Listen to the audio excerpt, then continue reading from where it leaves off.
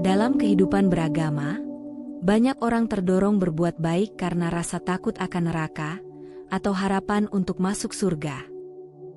Surga menjadi tujuan, neraka menjadi ancaman. Namun, tidak semua jalan spiritual dibangun di atas dua hal itu. Dalam ajaran Buddha, motivasi untuk hidup bajik tidak berasal dari ancaman atau iming-iming, melainkan dari kesadaran mendalam akan sebab dan akibat dari setiap tindakan. Buddha tidak meletakkan surga dan neraka sebagai ganjaran mutlak atau hukuman abadi. Keduanya dipandang sebagai bagian dari siklus kelahiran kembali, yang terus berputar selama makhluk belum terbebas dari kebodohan batin. Umat Buddha tidak diajak untuk takut atau tergiur, tapi diajak untuk menyadari dan memahami hukum yang bekerja secara universal dan tidak memihak, yaitu hukum karma. Ajaran Buddha bukanlah dogma yang harus ditelan mentah-mentah. Ia adalah undangan untuk melihat secara langsung bagaimana hidup ini bekerja. Dalam Dhamma, setiap orang diajak untuk mengamati dirinya sendiri, memeriksa motif dan tindakannya, dan memahami bahwa setiap perbuatan, sekecil apapun, akan membawa akibat. Kesadaran inilah yang membentuk dasar moral umat Buddha. Karena itu, prinsip hidup umat Buddha bukanlah demi menghindari neraka atau mengejar surga. Prinsip hidup mereka berakar pada pemahaman mendalam bahwa segala sesuatu yang dilakukan, baik lewat pikiran, ucapan, maupun perbuatan, akan membuahkan hasil. Prinsip ini dikenal sebagai hukum karma, dan inilah inti dari ajaran luhur dalam menjalani kehidupan. Hukum karma sebagai prinsip hidup.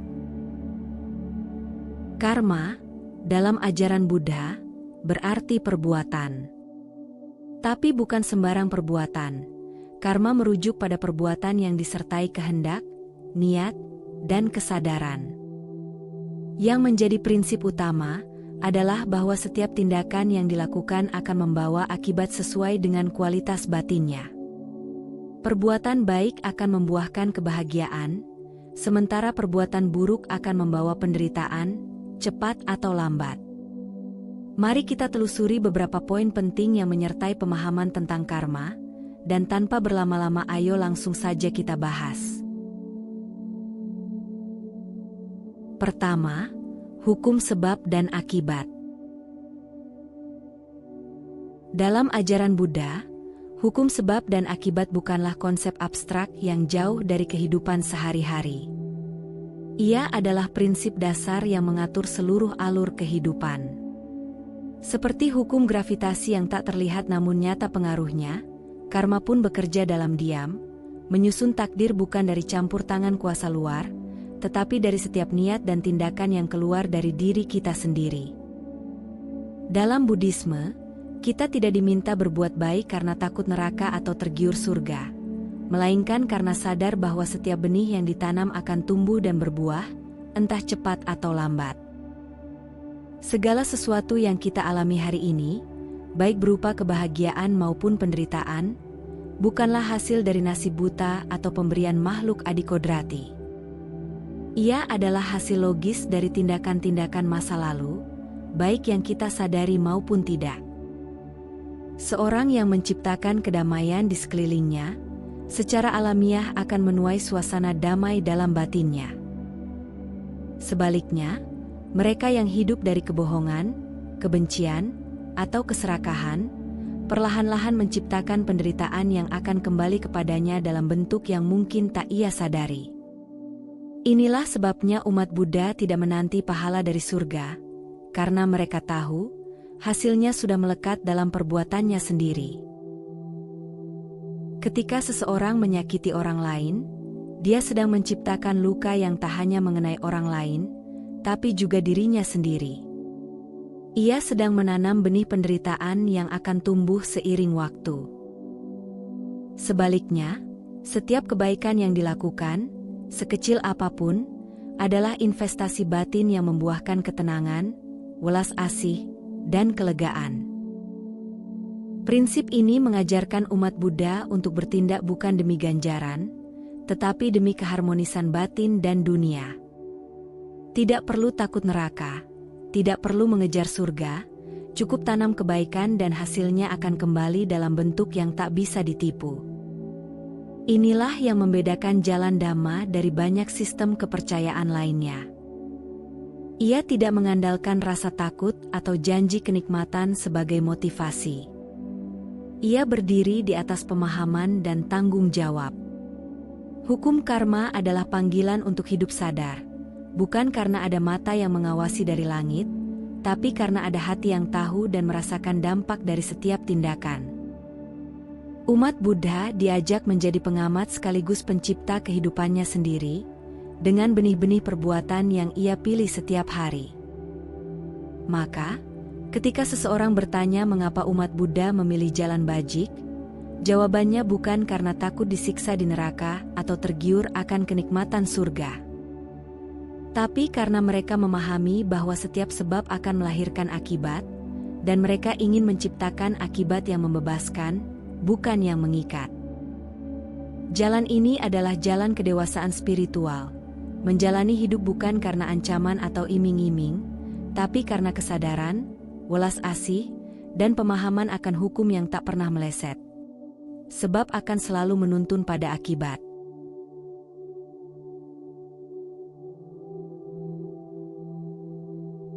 Kedua, bukan hukuman, tapi hasil. Dalam banyak tradisi kepercayaan, penderitaan sering dianggap sebagai hukuman, dan kebahagiaan sebagai hadiah dari kekuatan ilahi.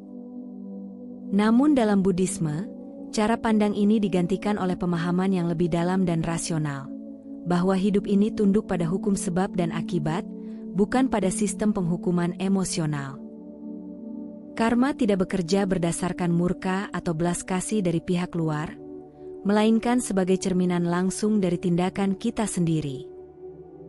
Bukan siapa-siapa yang memberi ganjaran atau menjatuhkan hukuman, hidup itu sendiri yang memberi hasil sesuai benih yang ditanam.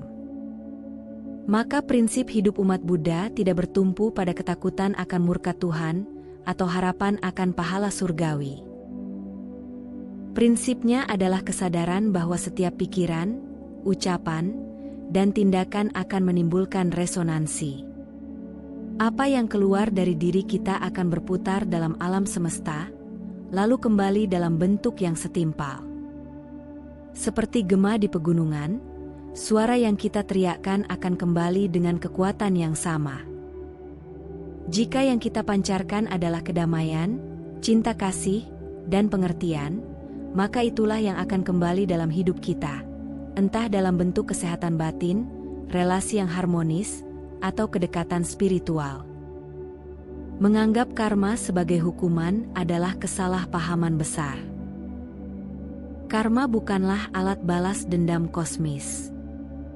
Ia tidak menghukum karena kita berdosa, tidak mengampuni karena kita menyesal.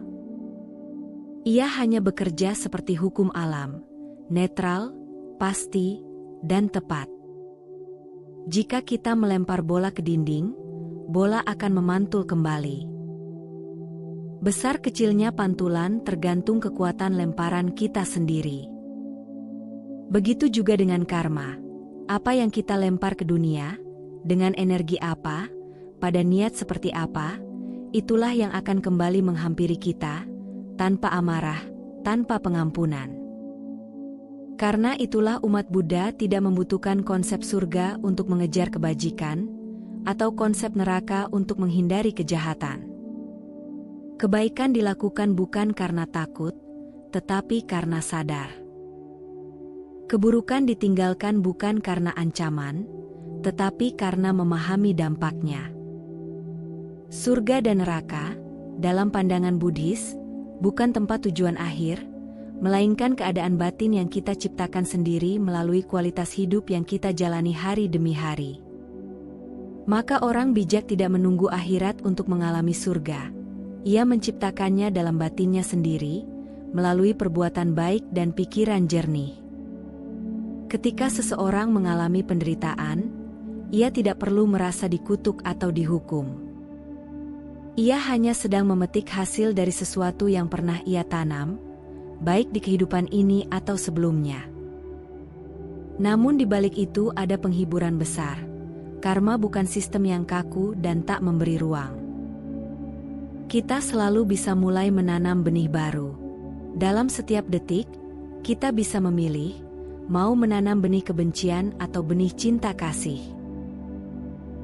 Dan keputusan itulah yang membentuk masa depan, bukan permohonan maaf kosong atau penyesalan tanpa perubahan. Dengan menyadari bahwa karma bukan hukuman tapi hasil, umat Buddha mengembangkan hidup yang penuh tanggung jawab.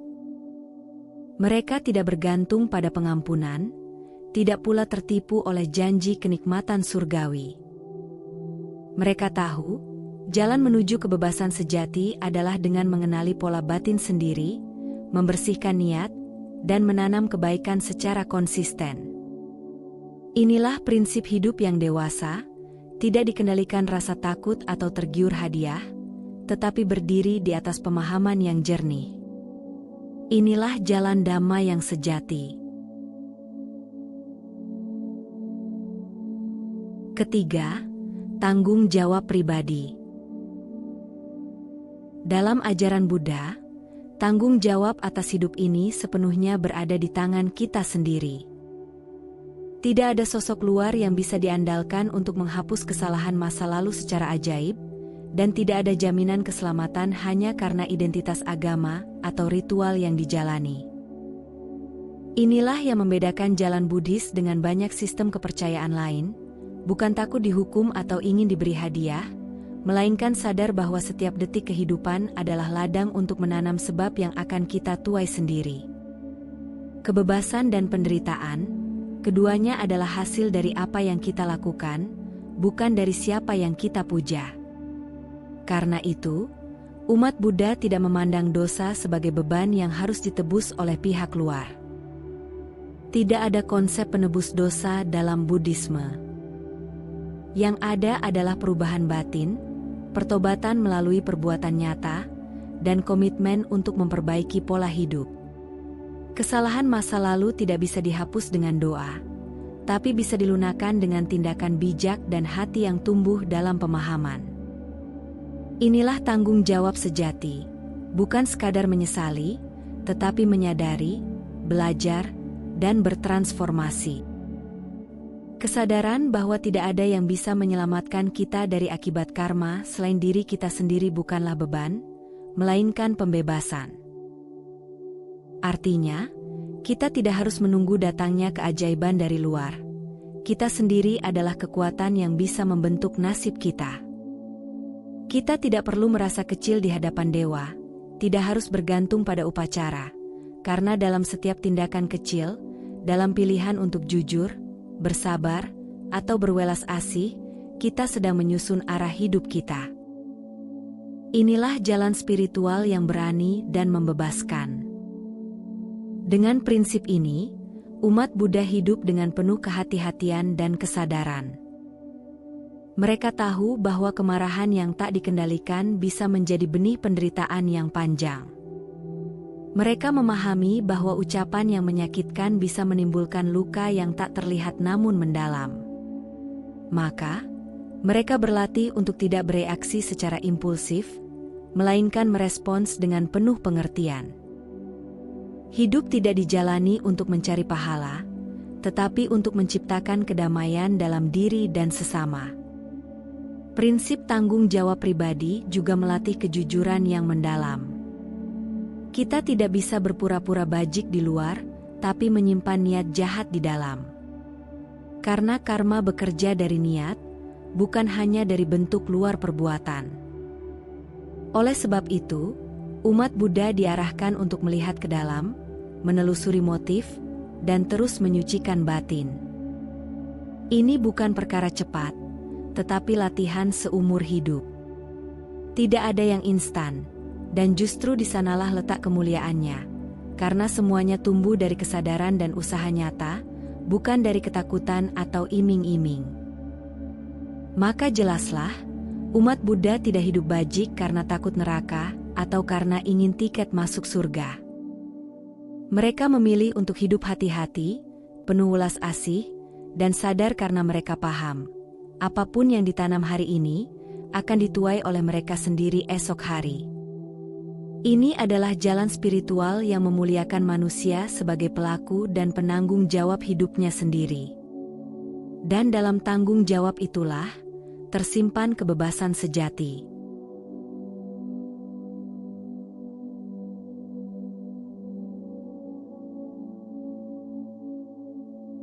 Keempat, kesempatan untuk berubah.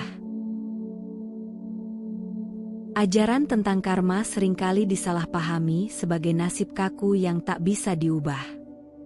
Seolah-olah jika seseorang sudah pernah berbuat buruk, maka ia akan selamanya dihantui oleh penderitaan. Padahal, dalam ajaran Buddha, justru sebaliknya, hukum karma bukan belenggu, tetapi undangan untuk bangkit dan memperbaiki. Selama kita masih hidup dan sadar, selalu ada ruang untuk berubah. Tidak peduli seberapa berat kesalahan masa lalu, selalu ada kemungkinan untuk menciptakan karma baru, yang lebih terang, lebih bijak, lebih membebaskan. Inilah yang menjadikan hukum karma bukan sistem hukuman, melainkan jalan pembelajaran. Ia tidak menghakimi dengan dendam, melainkan memberi kesempatan kepada siapapun yang sungguh-sungguh ingin berubah. Dalam pandangan Buddhis, tidak ada manusia yang sepenuhnya baik atau sepenuhnya buruk. Yang ada adalah batin yang terus berproses, terus berkembang, dari kegelapan menuju cahaya. Dan dalam proses itu, perubahan bukan hanya mungkin, tapi mutlak diperlukan. Perubahan yang dimaksud bukan sekadar permintaan maaf atau penyesalan emosional. Perubahan yang sejati lahir dari kesadaran yang dalam, kesadaran bahwa tindakan buruk membawa penderitaan, bukan hanya bagi orang lain, tapi juga bagi diri sendiri. Dari kesadaran inilah muncul tekad untuk tidak mengulangi, muncul kebijaksanaan untuk bertindak lebih hati-hati, dan muncul semangat untuk menebus kesalahan dengan perbuatan bajik. Inilah yang disebut mengubah arus karma, mengalihkan arah hidup dari penderitaan menuju pembebasan. Karena itu, umat Buddha tidak merasa tertutup oleh dosa masa lalu. Mereka tidak hidup dalam ketakutan akan hukuman abadi. Mereka tidak mengejar surga sebagai tempat pelarian dari kesalahan, melainkan melihat setiap detik kehidupan ini sebagai ladang penyucian batin. Inilah yang membuat mereka berjalan di jalan kebajikan bukan karena terpaksa, tetapi karena sadar bahwa perubahan itu mungkin, dan hanya bisa dilakukan melalui tindakan nyata di saat ini. Dalam kerangka ini, surga dan neraka tidak lagi menjadi motivasi utama. Mereka hanyalah keadaan yang tercipta dari kualitas batin. Maka umat Buddha tidak perlu takut neraka atau tergiur surga. Yang mereka pegang adalah keyakinan bahwa setiap pikiran baik, setiap langkah welas asih, dan setiap pilihan yang penuh kesadaran adalah batu bata yang menyusun jalan menuju kedamaian. Bahkan dari kegelapan pun, seseorang bisa membangun cahaya jika ia berani berubah. Kesempatan untuk berubah inilah yang menjadikan hidup bermakna. Tidak ada yang terlalu terlambat, tidak ada yang terlalu rusak. Selama napas masih mengalir, pintu perubahan tetap terbuka. Maka prinsip hidup umat Buddha bukan tentang menghindari hukuman atau mengincar ganjaran, tapi tentang memperbaiki langkah demi langkah. Karena yang terpenting bukan kemana kita akan pergi setelah mati, tetapi siapa kita sedang menjadi, di sini, saat ini, dalam setiap pilihan yang kita buat. Ketika kita hidup dengan kesadaran akan karma, kita berhenti mencari kambing hitam atas penderitaan kita. Kita tidak lagi menyalahkan nasib, orang tua, atau bahkan Tuhan. Kita mulai melihat bahwa setiap pengalaman dalam hidup ini, baik maupun buruk, adalah hasil dari benih yang pernah kita tanam. Ini bukan ajaran yang menghakimi, tetapi ajakan untuk bertanggung jawab. Dengan memahami karma, umat Buddha belajar untuk tidak mudah tergoda oleh iming-iming surga atau takut oleh ancaman neraka. Karena mereka tahu, apapun kondisi luar, kebahagiaan sejati hanya bisa lahir dari batin yang bersih, pikiran yang tenang, dan hati yang penuh cinta kasih. Surga dan neraka bukan tempat di ujung hidup, melainkan keadaan yang kita ciptakan setiap hari melalui tindakan kita. Hidup dengan prinsip karma berarti hidup dengan perhatian penuh. Setiap kata yang diucapkan, setiap pikiran yang timbul, setiap tindakan yang dilakukan, semua punya konsekuensi. Maka, umat Buddha dilatih untuk hadir dalam momen sekarang, agar tidak sembarangan dalam berpikir, berkata, atau bertindak. Hidup pun menjadi latihan spiritual yang terus-menerus. Akhirnya, jalan Dhamma bukanlah jalan pelarian dari penderitaan menuju surga, melainkan jalan pembebasan dari kebodohan menuju pencerahan. Ketika kita tidak lagi digerakkan oleh ketakutan atau keinginan, melainkan oleh kebijaksanaan dan kasih sayang, maka kita benar-benar telah berjalan di jalan yang diajarkan Sang Buddha, jalan yang bebas, terang, dan membebaskan.